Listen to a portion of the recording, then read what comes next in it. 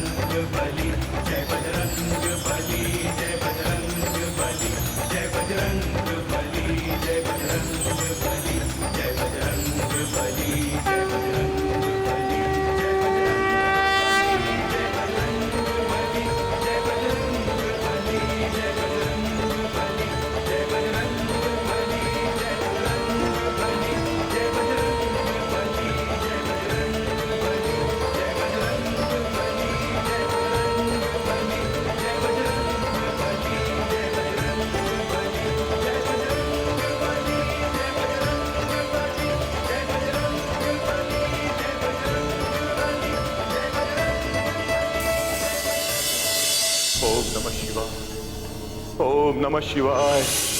ओम नमः शिवाय।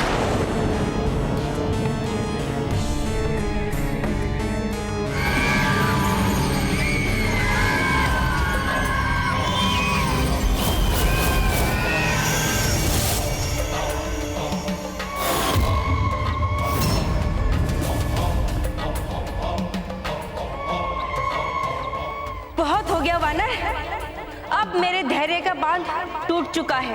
तेरी मृत्यु के लिए अब मैं प्रतीक्षा नहीं कर सकती। अब मैं अपने माया से नहीं, अपने हाथों तुझे मृत्यु दूंगी।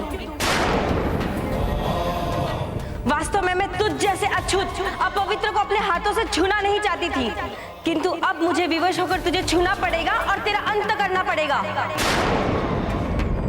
अब मैं तुझे अपनी माया से नहीं, अपने हाथों से तुझे मृत्यु दूंगी।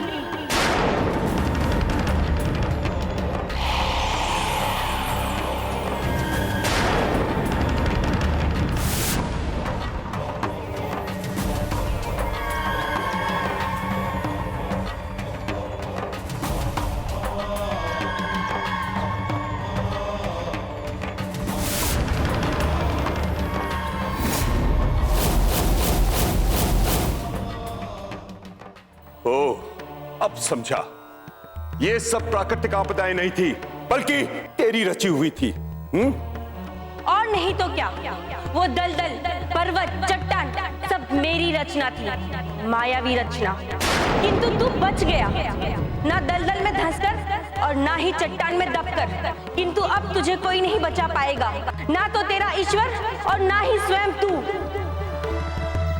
मैं मृत्यु से नहीं डरता, पर मरने से पहले अपनी जीत और तुम्हारी हार को बताना चाहता हूं, ताकि तू सीख ले सके भविष्य में और उसका लाभ उठा सके। मैं जानता नहीं कि तू कौन है, पर तेरी प्रवृत्ति से मैं स्पष्ट समझ गया हूं कि तू आधार्मिक प्रवृत्ति की स्त्री है। मैं शुद्ध, सात्विक और धार्मिक। तेरे षड्यंत्र से बचने और मेरे जीत का कारण है मेरा धार्मिक आचरण और धर्म का अनुसरण, जिसके परिणाम स्वरूप ईश्वर का आशीर्वाद और कृपा सदा मुझ पर बनी रहती है। और तेरी पराजय का कारण है तेरी दृष्टता, तेरी छली और कपटी स्वभाव। और अधर्म का मार्ग पराजय का मार्ग होता है और सदा रहेगा। ईश्वर सदा अच्छे और सच्चे लोगों का साथ देते हैं, उनकी रक्षा करता है, और उसका प्रमाण मैं तेरे सामने खड़ा हूं। उपदेश मत दो। अब मैं देखती हूँ कि कैसे तुम्हारा धर्म और तुम्हारा भगवान रक्षा करता है मेरे प्रकोप से। जगा अपने धर्म को और बुला ले अपने भगवान को।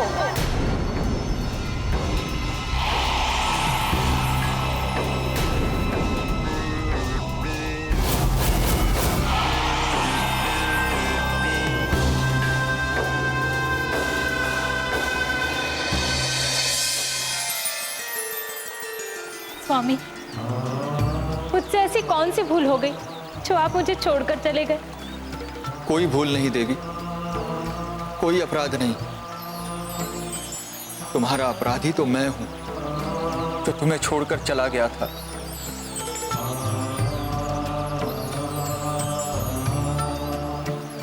मेरी इस भूल, इस अपराध के लिए मुझे क्षमा कर दो। मैं पुनः ऐसा अपराध नहीं करूंगा, क्योंकि मैं ये भली भांति समझ गया हूं कि तुम्हारे प्रति भी मेरे कुछ कर्तव्य है, कुछ दायित्व है, जिन्हें पूरा करना मेरा धर्म है।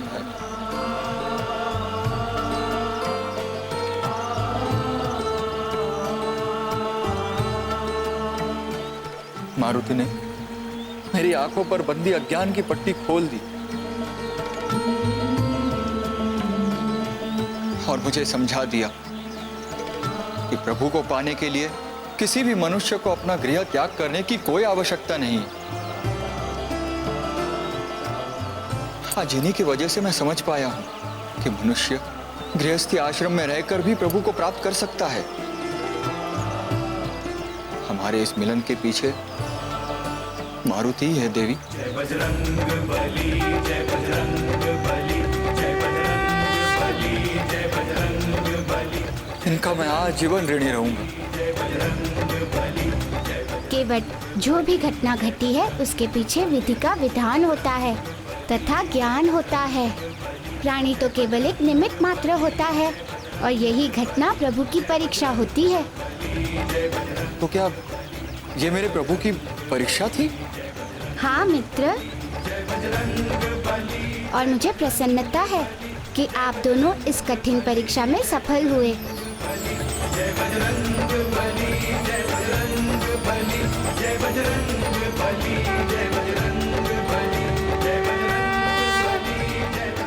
आप दोनों के त्याग और बलिदान ने आपके और प्रभु के बीच की दूरियों को और भी कम कर दिया है, क्योंकि इतने संकटों के बाद भी आप लोगों ने धर्म का मार्ग नहीं छोड़ा। ये सब आपके कारण ही संभव हो पाया। हमारे जीवन में प्रसन्नता के पुष्प को भरने के लिए हम दोनों हृदय से आपके आभारी हैं।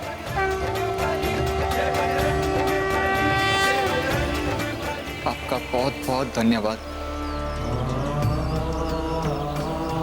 चलिए आप दोनों विश्राम करें, तब तक मैं भोजन का प्रबंध करके आती हूँ।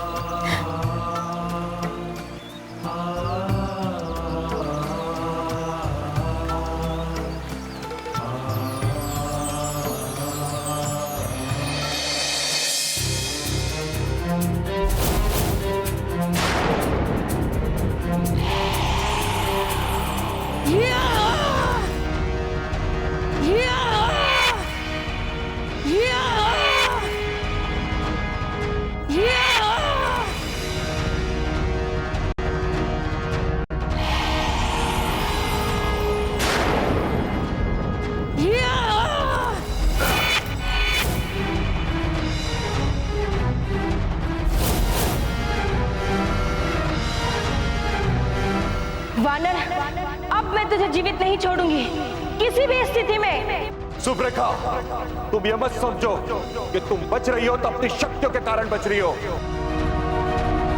बल्कि इसलिए बच रही हो कि तुम स्त्री हो और स्त्रियों पे मैं हाथ नहीं उठाता, वरना तब का तुम्हारा अधर्म युक्त शरीर का अंत कर चुका होता।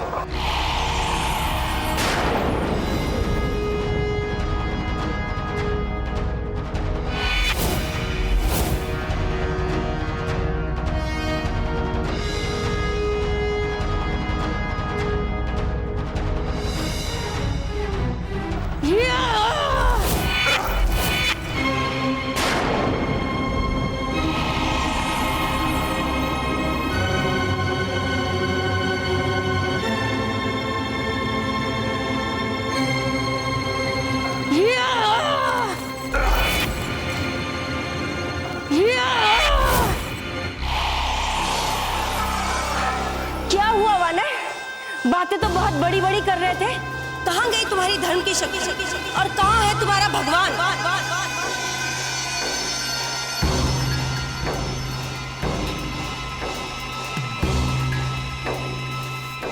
सब कुछ वही है मेरे पास, परंतु मेरी विवशता है कि मेरे समक्ष एक दुराचारी स्त्री है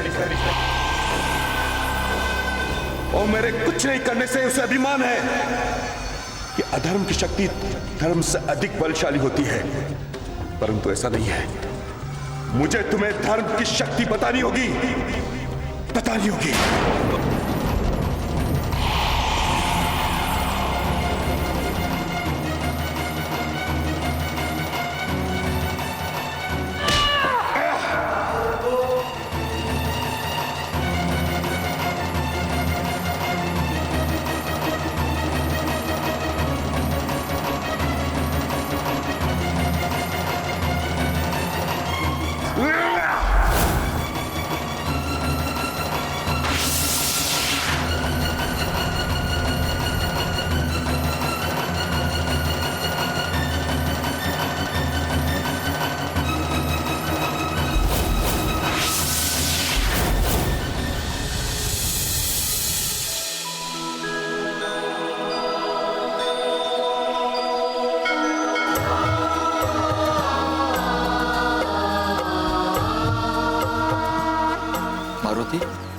यहाँ इस शिला को स्थापित करने का क्या अर्थ है?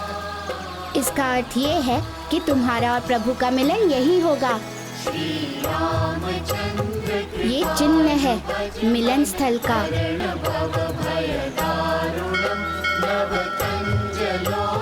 आप अपने मन को स्थिर कीजिए तथा बिना किसी विचलन के स्थान पर वास कीजिए तथा अपने गृहस्थ आश्रम का पालन करते हुए प्रभु की भक्ति करें। आपका अभीष्ट प्रभु का दर्शन यहीं प्राप्त होगा। अब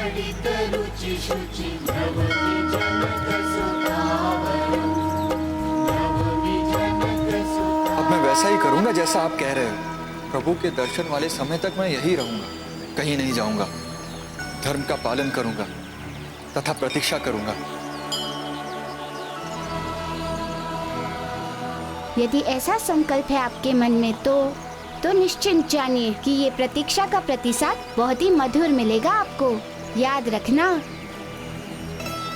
धर्म का पालन और प्रतीक्षा सदा ही फलदायी होता है। इसीलिए इसका अवलंबन मनुष्य को कभी नहीं छोड़ना चाहिए। अच्छा, तो आप मुझे आज्ञा दीजिए, मुझे जाना होगा। मारुति, आपसे एक निवेदन था। यदि आप कुछ दिन हमारे साथ और रुक जाते तो हम लाभान्वित हो जाते तथा कुछ और ज्ञान और धर्म की बातें सीख पाते। नहीं मित्र केवट, ये संभव नहीं है। मुझे प्रभु के सेवा अभी भी और कार्य करने शेष हैं। इसलिए मेरा जाना वहाँ आवश्यक है। जैसी आपकी इच्छा।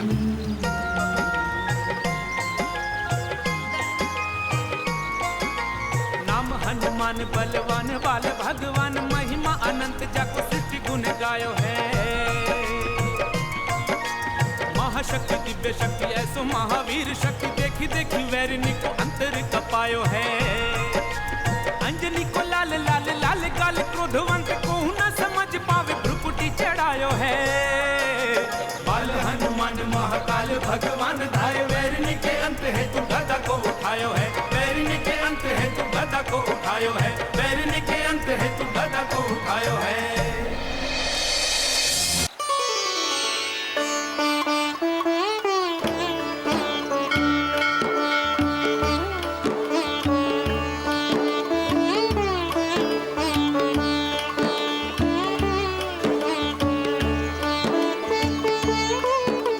मारुति, आपने मुझे जो धर्म और ज्ञान का मार्ग बताया है, मैं उसे कभी नहीं छोड़ूंगा। सदा निरंतर उस मार्ग पर चलता रहूंगा तथा आपके दिए अमूल्य ज्ञान को इस संसार में सार्थक करके दिखाऊंगा कि यही वो मार्ग है जिस पर चलकर प्राणी को प्रभु के दर्शन हो सकते हैं।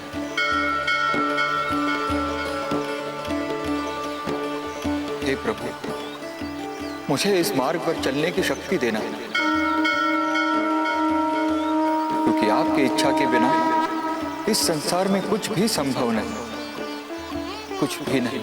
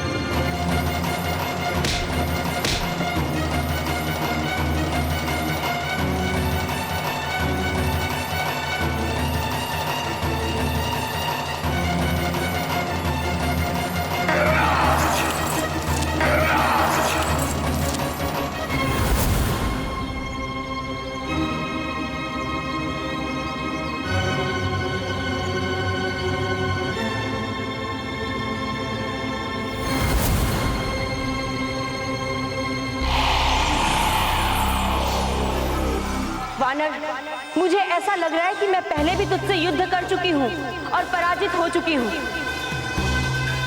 लेकिन इस बार मैं परास्त नहीं होंगी। तुझे मेरे हाथों ध्वस्त होना होगा। तेरा अंत मैं अब करके रहूंगी।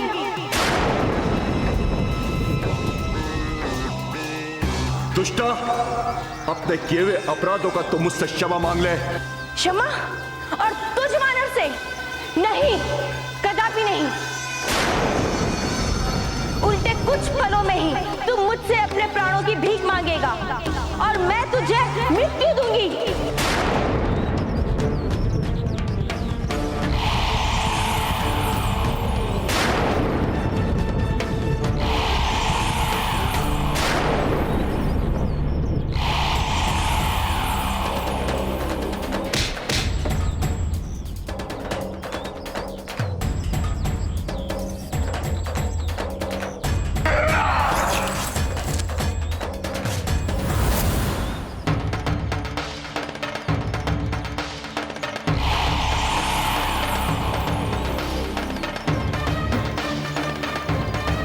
तुझे समझाने की बहुत चेष्टा की, किंतु तू समझी नहीं।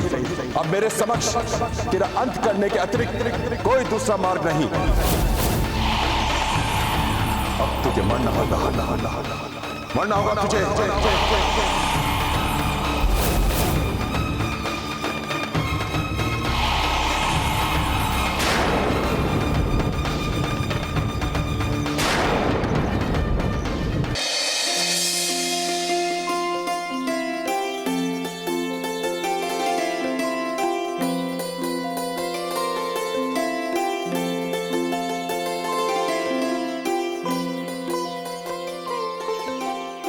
प्रभु श्री राम की यात्रा के लिए आवश्यक प्रथम पड़ाव की व्यवस्था तो पूर्ण हो चुकी, क्योंकि प्रभु श्री राम सर्वप्रथम इसी नदी तट आएंगे तथा केवट को उनके दर्शन होंगे और प्रभु को नदी पार करवाने के लिए वो केवट वहाँ उपस्थित होगा। प्रभु की भी कैसी माया है कि एक समय केवट प्रभु को इस संसार की नदी पार कराएगा और बदले में प्रभु श्री राम उसे भव सागर पार करा के उसे सदा सदा के लिए अपनी शरण में ले लेंगे। नदी पार करने के बाद प्रभु का दूसरा पड़ाव चित्रकूट होगा। सो अब मुझे चित्रकूट जाना होगा तथा भविष्य में उपयोग में आने वाली वस्तुओं की मुझे वहाँ व्यवस्था करनी होगी।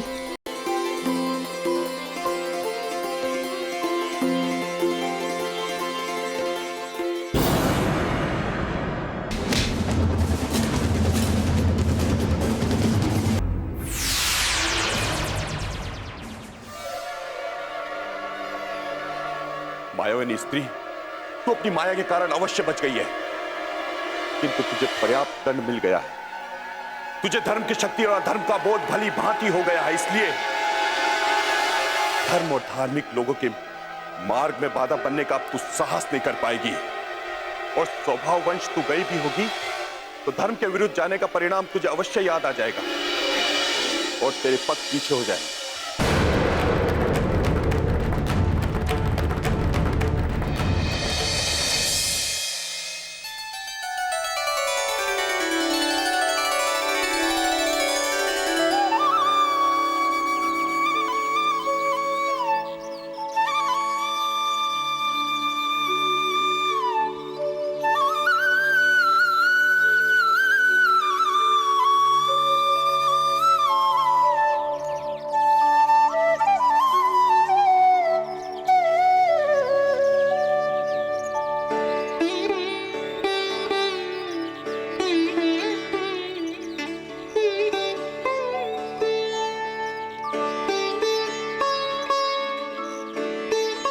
अच्छा, तो यही है वो पवित्र पावन चित्रकूट।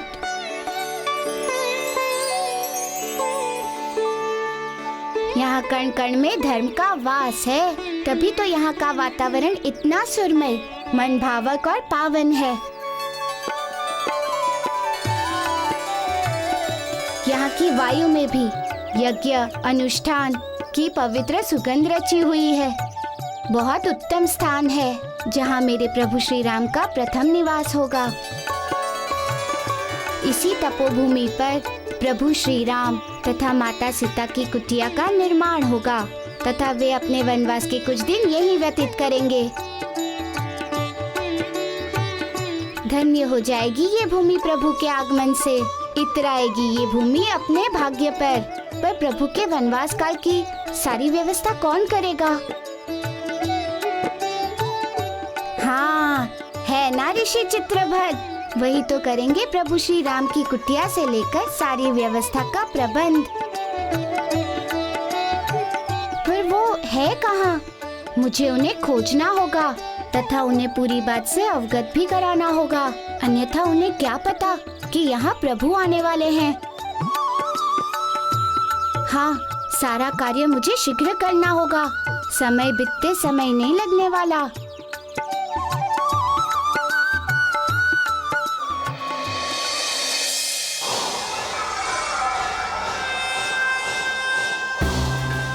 बार बार की यह पराजय अब मुझसे सहन नहीं होती। पराजय मेरे क्रोध की अग्नि को भड़काने में घी का कार्य कर रही है, जिससे मैं सारे संसार को जला दूंगी।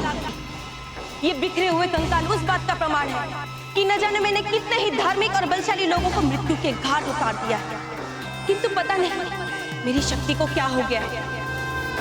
पहले उस वानर बालक से परास्त हो गई और अब इस वानर से पराजित होकर मुझे भागना पड़ा। ऐसा प्रतीत होता है मानो मेरा बल ही समाप्त हो गया हो, किंतु मैं हार नहीं मानूंगी, कभी नहीं मानूंगी।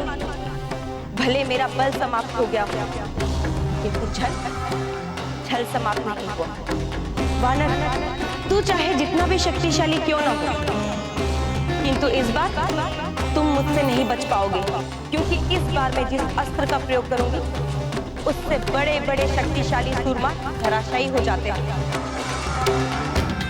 और वो अस्त्र होगा क्रिया चरित्र। हाँ वानर, अब मैं तेरा वध क्रिया चरित्र रूपी छल से करूंगी, जिसके आगे किसी भी पुरुष का ना तो बल काम आता है और ना ही उसका धर्म।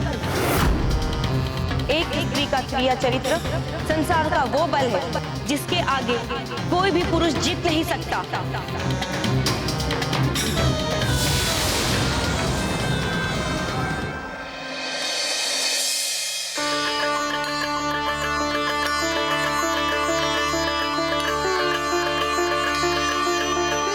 ऋषि चित्रभट,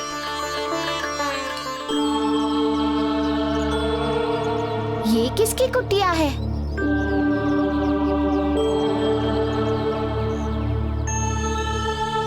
अवश्य ये कुटिया ऋषि चित्रपट की होनी चाहिए,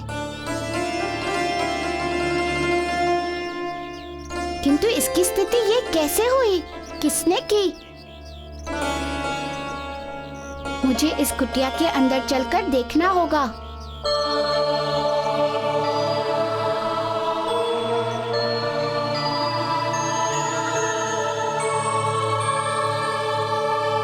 ऋषिवर तो यहाँ भी नहीं है और किसी को पता नहीं वो कहाँ चले गए, किंतु उन्हें होना तो यही चाहिए था। इस कुटिया की स्थिति देखकर तो ऐसा प्रतीत होता है कि जैसे यहाँ वर्षों से कोई भी नहीं आया हो। कोई मिलता तो वो बता देता, पर अब मैं उन्हें कहाँ खोजूं ऋषि चित्रपट को। पूरा चित्रकूट मैंने खोज लिया, यहाँ सभी ऋषियों को भी मैंने पूछ लिया, किसी को कुछ भी पता नहीं है उनके विषय में।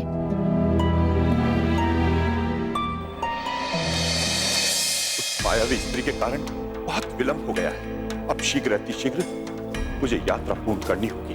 मैं दुगने वेग से कैलाश जाऊंगा, महादेव की शरण में। ओम नमः शिवाय, ओम नमः शिवाय, ओम नमः शिवाय, ओम नमः शिवाय। वानर, कैलाश जाने का तेरा संकल्प कभी पूरा नहीं होगा। मैं तेरी यात्रा बीच में ही खंडित कर दूंगी। अब तक तो तू मुझसे बचता रहा, किंतु अब क्योंकि इस बार मैं तुझे बल से नहीं, छल से अपने वश में करूंगी, त्रिया चरित्र रूपी छल से। और उसके बाद करूंगी तेरा अंत, सदा सदा के लिए अंत।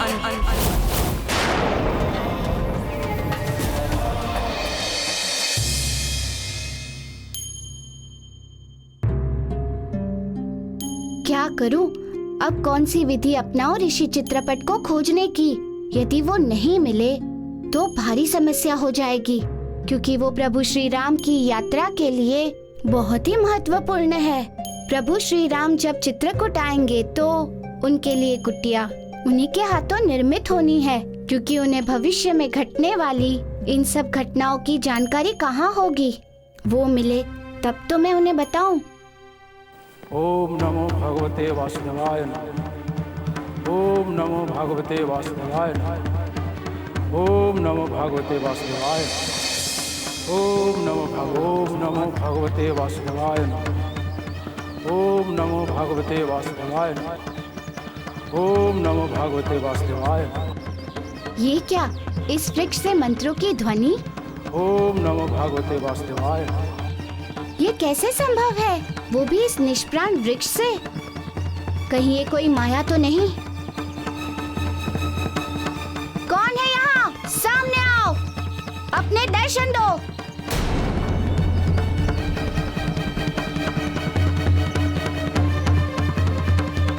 इसका मतलब इस वृक्ष में अवश्य कोई भेद छुपा हुआ है। मुझे पता करना होगा उस भेद का।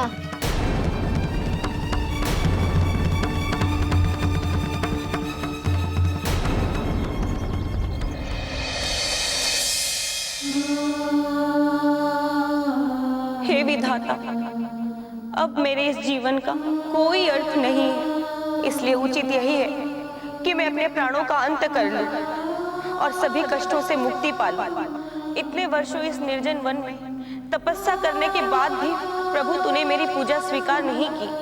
मुझे मेरी तपस्या का कोई फल नहीं दिया, इसलिए ऐसे निरर्थक जीवन जीने से क्या लाभ?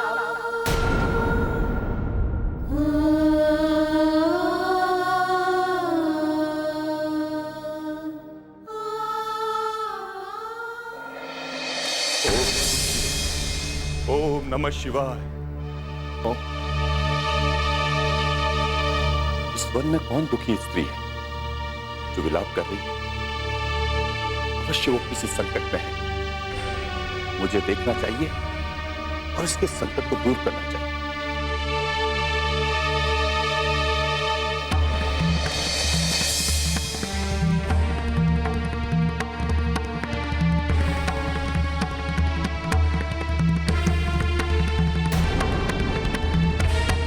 नहीं देवी नहीं, आप ये क्या कर रही हैं?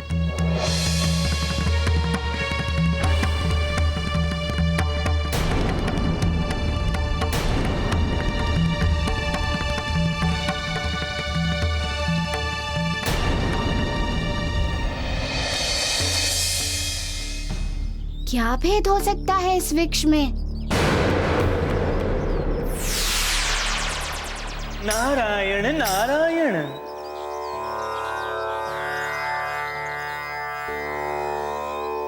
प्रभु, आप कुछ विचलित लग रहे हैं। क्या बात है प्रभु? देवर्षि, आप बिल्कुल सही समय पर आए हैं। सच में मैं बहुत ही विचलित हूँ।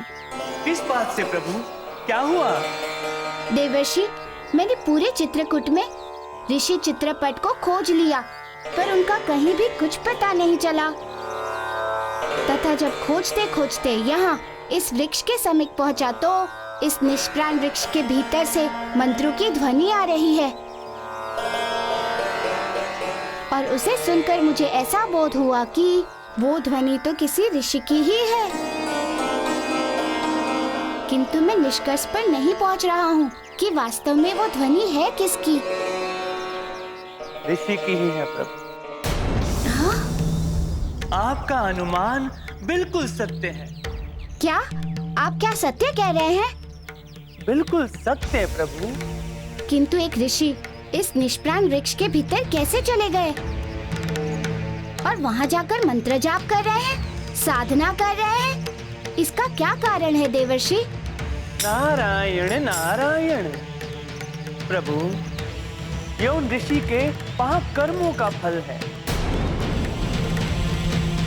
वे इस सूखे एवं निष्प्राण वृक्ष में अपने पाप कर्मों का दंड भोग रहे हैं। कौन है वो ऋषि देवर्षि और उन्होंने ऐसा क्या पाप किया? वो ऋषि और कोई नहीं अपितु ऋषि चित्रपट ही है।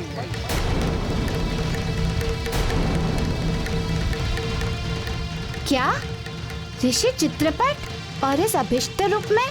हाँ प्रभु, यही सत्य है। परंतु देवर्षि, ऋषि चित्रपट को ये शाप क्यों मिला?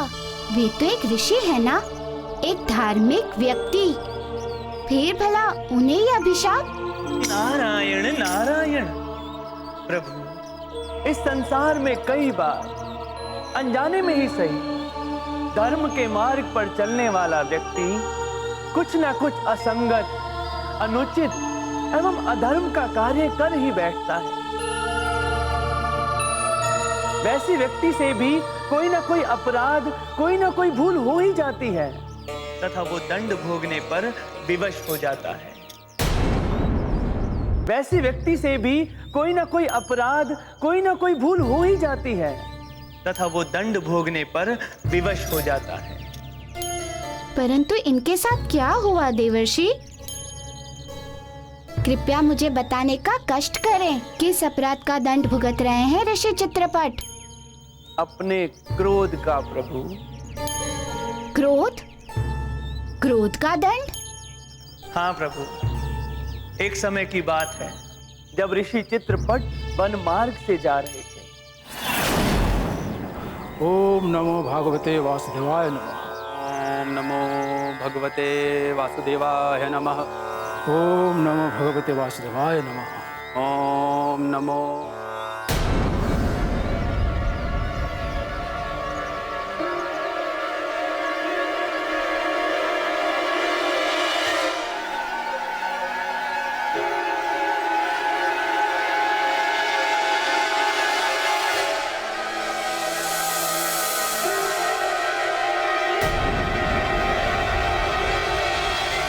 इस वृक्ष के कांटे पूरे मार्ग में यत्र तत्र बिखरे रहते हैं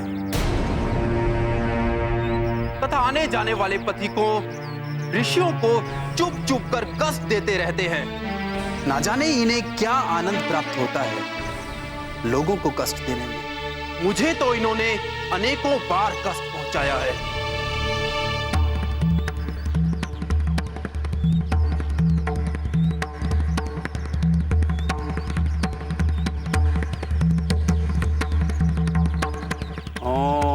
नमो भगवते वासुदेवाय नमः।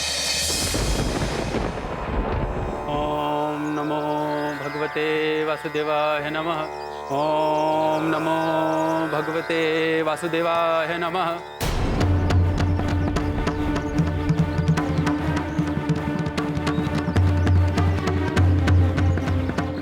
वृक्षों की लताएं भी बिना कारण यत्र तत्र सर्वत्र फैली रहती हैं और मार्ग में बाधा उत्पन्न करती रहती है। ओम नमो भगवते वासुदेवाय नमः। ओम नमो भगवते वासुदेवाय नमः। ओम नमो भगवते वासुदेवाय नमः। ओम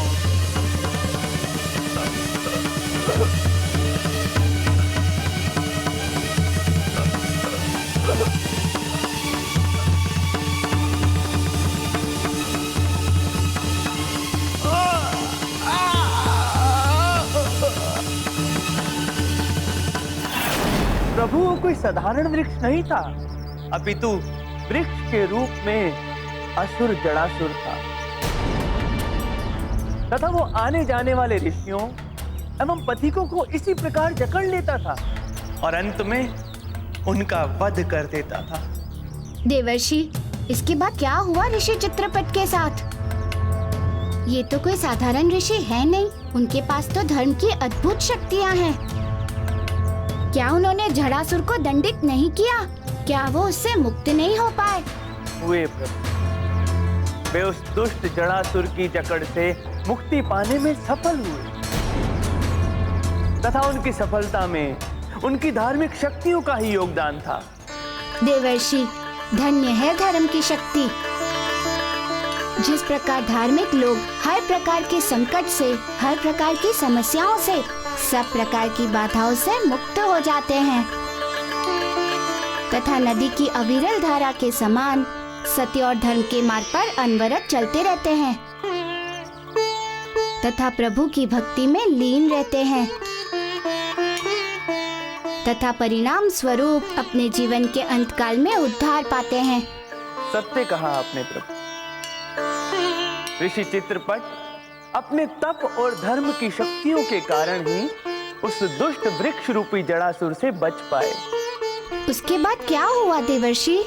क्या ऋषिवर ने उस जड़ासुर को उसके कर्मों का दंड दिया? नहीं प्रभु। लेकिन क्यों? क्योंकि वो समझ ही नहीं पाए कि ये एक वृक्ष के रूप में असुर जड़ासुर है। क्योंकि वो समझ ही नहीं पाए कि ये एक वृक्ष के रूप में असुर जड़ासुर है। उन्हें लगा कि वे इसी प्रकार वृक्ष की लताओं में फंस गए हैं तथा जड़ासुर को दंड देने के विपरीत उनके मन में वृक्षों के प्रति एक घृणा ने जन्म ले लिया। ये तो उनके साथ बहुत ही बुरा हुआ। घृणा तो वो भाव है जो प्रेम को पनपने देता ही नहीं है।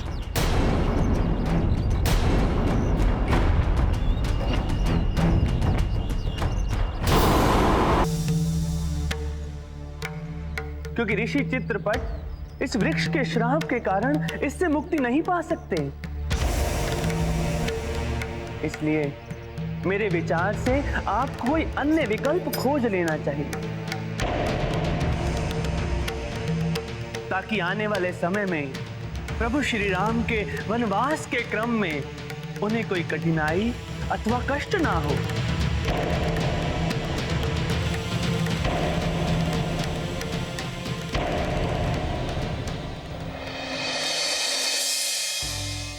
देवी, यदि आपको ऐसा लगता है कि मृत्यु सभी कष्टों का अंत है, तो यह आपका भ्रम है। मृत्यु सभी कष्टों का अंत नहीं, अपितु प्रारंभ है। अब चाहे कुछ भी हो, मैं इस जीवन को और धारण नहीं किए रह सकती। जब तप, साधना, प्रतीक्षा सब व्यर्थ चला गया, कुछ भी फलीभूत नहीं हुआ, तो ऐसा जीवन जीने से कोई अर्थ नहीं। तुम मेरी भावनाओं को समझने की चेष्टा करो, मेरे संताप को समझो, मेरे स्थान पर स्वयं को रखकर देखो। तुम्हें मेरे अंतहीन पीड़ा की अनुभूति होगी। तब तुम स्वयं मुझे मृत्यु को वरण करने से नहीं रोकोगे। ठीक है देवी, आपने कहा वो मैंने माना, किंतु आप भी मेरी बात मान लीजिए। क्या हो सकता है देवी कि आपने अपने स्वामी को प्राप्त करने के लिए जो प्रयत्न किए वो अधूरे हों। उस अभिलाषा को पूर्ण करने का कोई तो मार्ग हो। कोई मार्ग नहीं है, सब करके देख लिया, सब व्यर्थ है। एक उपाय शेष है मेरे पास, जिसे निश्चित रूप से आप अपने स्वामी को प्राप्त कर सकती हैं। क्या क्या उपाय है वो? कैलाश यात्रा। कैलाश यात्रा? हाँ, महादेव के दर्शन करने के बाद मन में कोई इच्छा नहीं रहती। मैं भी अपनी मनोकामना पूर्ति के लिए कैलाश यात्रा पर हूँ। आप भी चाहे तो मेरे साथ कैलाश यात्रा पर चल सकती हैं, और मुझे पूर्ण विश्वास है कि आपकी भी मनोकामना अवश्य पूर्ण होगी। वानर, मेरी मनोकांक्षा तो यही थी कि मैं तेरे साथ इस यात्रा पर चलूं, ताकि मैं तेरा अंत कर सकूं। किंतु अब तो तू स्वयं ही मेरे जाल में फंस चुका है।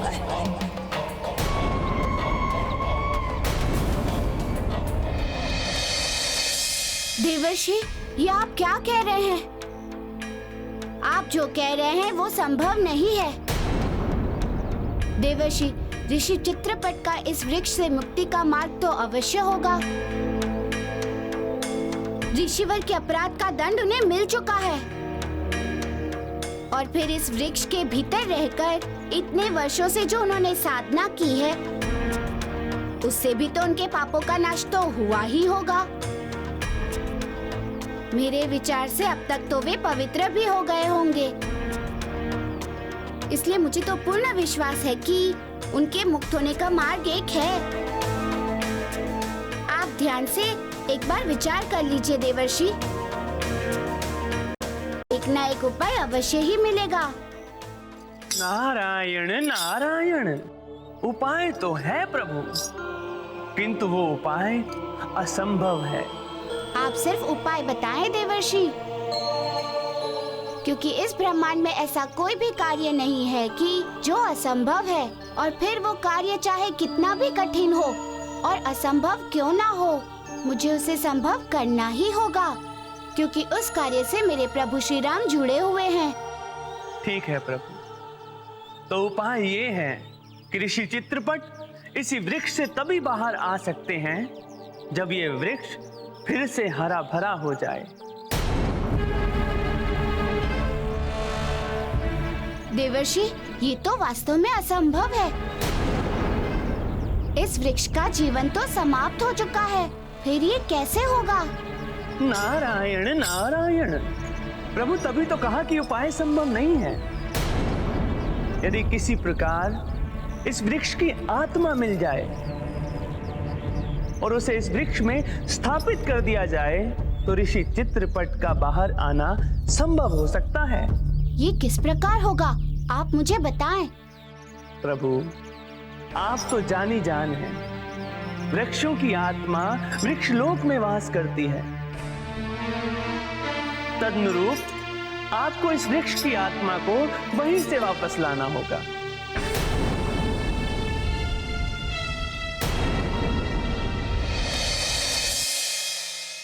बहुत बहुत धन्यवाद। तुमने मुझे नया जीवन ही नहीं दिया, बल्कि मेरा खोया हुआ विश्वास लौटाया है। तुम्हारा साहचर्य पाकर मैं जैसे फिर से जी उठी हूँ। मेरा धर्म, मेरा कर्म और अपने स्वप्न के प्रति विश्वास लौटाया है। मैं सच में हृदय से तुम्हारी आभारी हूँ। देवी, ये तो मेरा कर्तव्य था। वानर, तुझे नहीं पता कि तू अपने कर्तव्य की पूर्ति करते करते किस प्रकार शूर्पणखा के जाल में बुरी तरह फंस गया है। जो मैं चाहती थी उसे मैंने पा लिया। अपनी झूठी कहानी पर तुझे विश्वास करवा ही दिया। मैं जीत गई वानर, क्योंकि अब पूरे मार्ग में मैं तेरे साथ रहूंगी और समय मिलते ही तेरा वध कर अपना प्रतिशोध पूर्ण करूंगी। देवी, क्या बात है, क्या सोच रही हैं? आइए, महादेव का स्मरण करते हुए कैलाश यात्रा प्रारंभ करें। अवश्य। आइए, चलिए।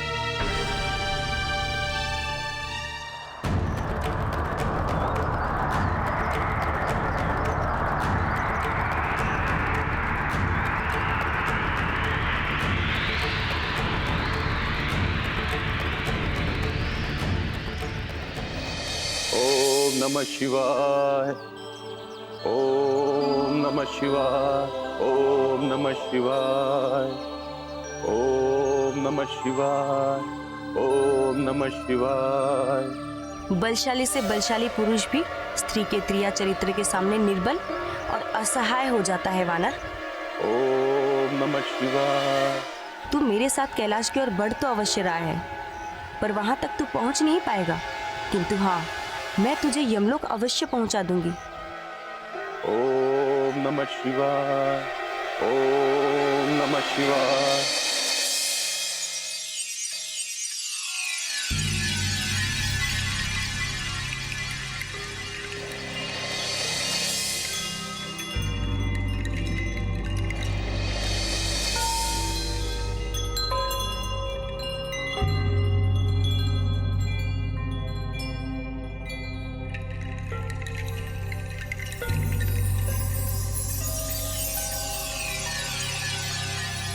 यही है वृक्ष लोक।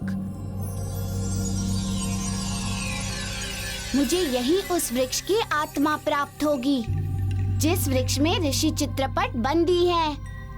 मुझे इस लोक के अंदर जाकर उस वृक्ष की आत्मा को खोजना होगा मुझे, तथा ऋषि चित्रपट को मुक्त कराने का प्रयास करना होगा।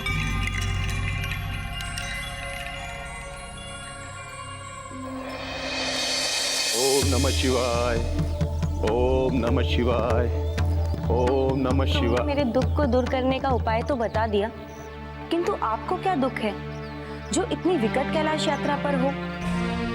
यदि गोपनीय ना हो और बता सकने योग्य हो तो आप मुझे बता सकते हो। सही यात्री से कैसी गोपनीयता? यात्रा में सही यात्री एक दूसरे के सुख दुख के साथी होते हैं और यात्रा की दूरी सुख दुख बांटने से ही भटकती है। तो बताओ, किस उद्देश्य से आप इस यात्रा पर हो? क्या दुख है आपको? देवी, मैं कैलाश यात्रा अपनी पत्नी अंजना के प्राणों की रक्षा हेतु। क्या हुआ आपकी पत्नी को? मेरी पत्नी अंजना के प्राण संकट में है, उसकी मृत्यु होने वाली है। वो मुझसे सदा सदा के लिए बिछड़ने वाली है, इसलिए मैं कैलाश यात्रा पे हूँ। मैं महादेव के शरण में जाकर अपनी पत्नी अंजना के जीवन की रक्षा की भिक्षा मांगूंगा। भिक्षा। आपकी इतनी विकट यात्रा को देखकर कोई भी यह कह सकता है कि आपको अपनी पत्नी से बहुत प्रेम है। हाँ, मैं अपनी पत्नी से बहुत प्रेम करता हूँ। वो मेरे जीवन का आधार है। उसके बिना मैं अपने जीवन की कल्पना भी नहीं कर सकता। अपनी पत्नी से इतना प्रेम करने वाला पहला जीव देख रही हूँ। मैं आपका परिचय जान सकती हूँ? मैं उत्सुक हूँ आपके विषय में विस्तार से जानने का। देवी, आपने मुझ में ऐसा क्या देख लिया? आप साधारण जीव नहीं हैं। जप, तप, बल, आस्था सब कुछ है तुम्हारे पास, इसलिए ऐसा जीव साधारण नहीं हो सकता। आप मुझे अपना परिचय दीजिए, कौन है आप? देवी, मैं अंजन प्रदेश का राजा केसरी हूँ। ओह, ये तो हमारा सौभाग्य है कि एक राजा के सानिध्य में मैं कैलाश यात्रा पर हूँ। आपके परिवार में आपकी पत्नी के अतिरिक्त और कौन कौन है? कितनी संतान है आपको? क्योंकि एक राजा के लिए संतान होना अनिवार्य है। संतान होगी तभी तो उत्तराधिकारी बनेगा, राज्य का अस्तित्व रहेगा। सत्य कहा देवी आपने। मेरा एक पुत्र है मारुति, उसका नाम मारुति है। वो बड़ा ही होनहार और बलशाली है। मुझे गर्व है अपने पुत्र पर, गर्व है। ओह, तो यह उस उद्दंड वानर बालक का पिता है जिसने मुझे कुछ समय पहले दंडित किया था।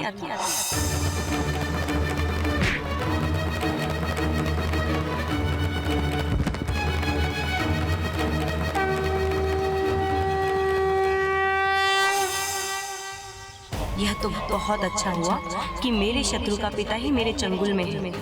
अब मैं पिता और पुत्र दोनों से एक साथ अपने दंड का, अपने अपमान का बदला लूंगी। वानर बालक, देख किस प्रकार मैं विजयी होने जा रही हूँ। देख।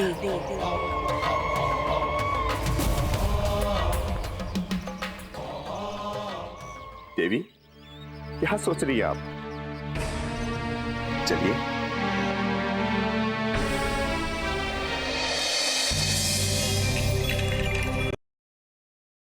की आत्माएं वास करती हैं।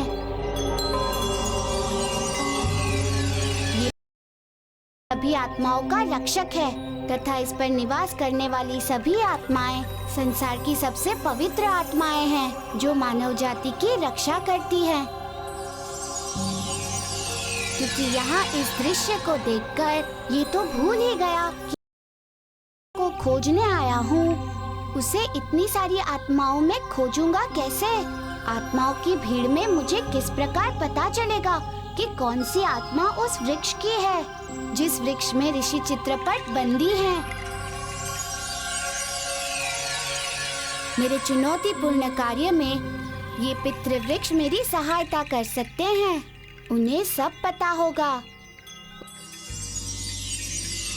उस वृक्ष की आत्मा को खोजने के लिए ये मेरा उचित मार्गदर्शन कर सकते हैं।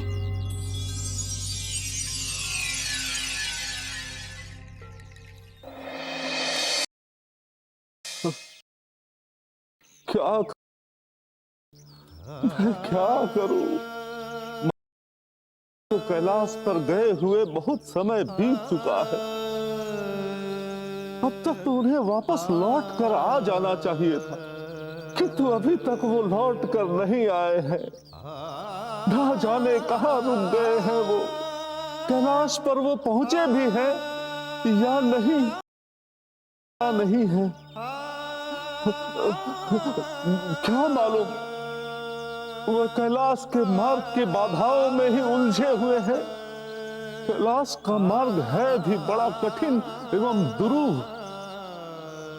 पग पग पर संकटों, वन्य पशुओं एवं हुआ है। कैसे पता करूं मैं, कैसे पता करूं उनका समाचार?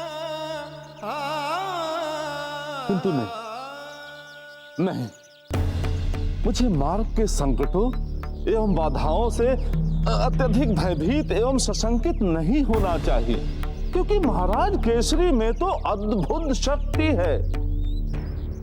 कोई भी संकट उनके मार्ग को नहीं रोक सकता है। वो हर संकट को पार कर लेंगे। कोई भी वन्य पशु और असुर नहीं कर सकता है। वो अपने लक्ष्य को अवश्य प्राप्त करेंगे। कोई भी वन्य पशु और असुर उनके मार्ग को बाधित नहीं कर सकता है। वो लक्ष्य प्राप्त करेंगे, क्योंकि उनके लक्ष्य से ही तो उनके जीवन का आधार है।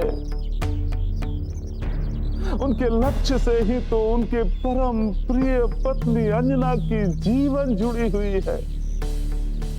मुझे पूर्ण विश्वास है कि वे असफल नहीं हो सकते हैं।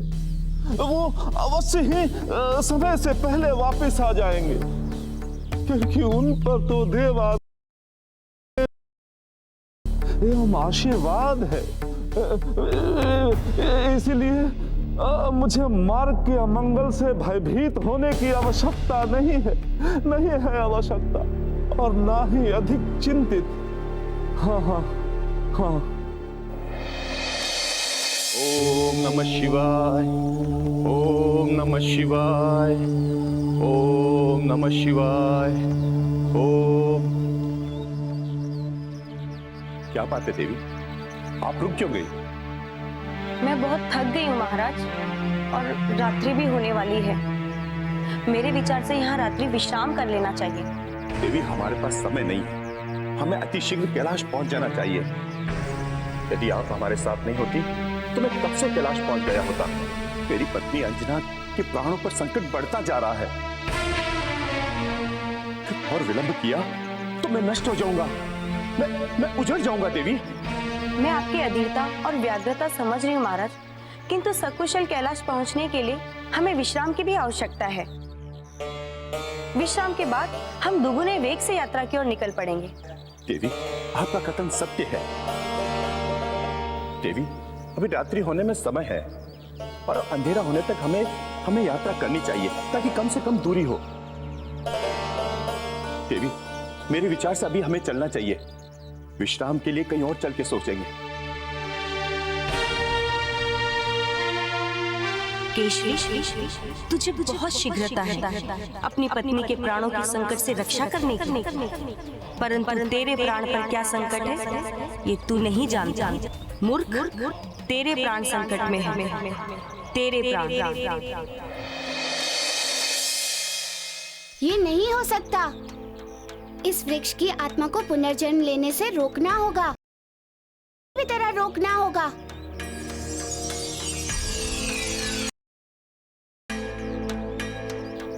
हे वृक्षों के पित्र, हे आत्माओं के रक्षक, मैं केसरी पुत्र मारुति आपका आह्वान करता हूँ। मुझे दर्शन दे पितृदेव, तथा मेरी समस्या का निदान करें।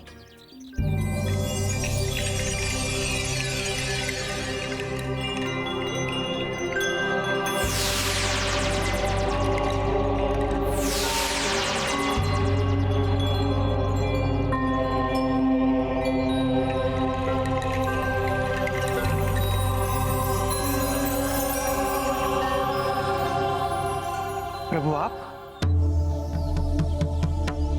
मैं तो धन्य हो गया प्रभु, मैं तो धन्य हो गया आपके दर्शन पाकर। मेरा प्रणाम स्वीकार करें। आदेश करें, क्या कर सकता हूँ? पितृदेव, मैं यहाँ को खोजने आया हूँ। कुछ वर्षों पहले चित्रकूट में एक वृक्ष ने अपनी मृत्यु से पहले ऋषि चित्रपट को एक श्राप दिया था और उन्हें अपने भीतर बंदी बना लिया। तब से लेकर वो आज तक उसी वृक्ष में बंदी हैं।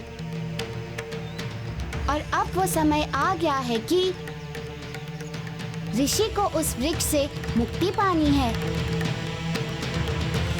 किंतु वो मुक्त तभी होंगे जब उस वृक्ष की आत्मा उस वृक्ष में पुनः स्थापित होगी। वृक्ष वापस हरा भरा हो जाएगा। इसी कारण मैं यहाँ उस वृक्ष की आत्मा को लेने आया हूँ। कृपया मुझे बताएं कि उस वृक्ष की आत्मा इनमें से कौन सी है और कहाँ है। क्षमा करें प्रभु, यह कार्य संभव नहीं है। लेकिन क्यों पितृदेव, क्यों संभव नहीं है? क्योंकि उस वृक्ष की आत्मा इस लोक से जा चुकी है।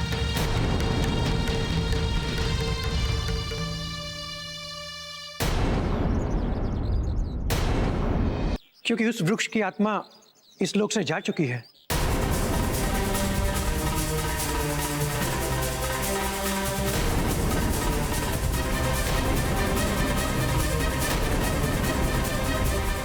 क्या उस वृक्ष की आत्मा यहाँ इस लोक में नहीं है?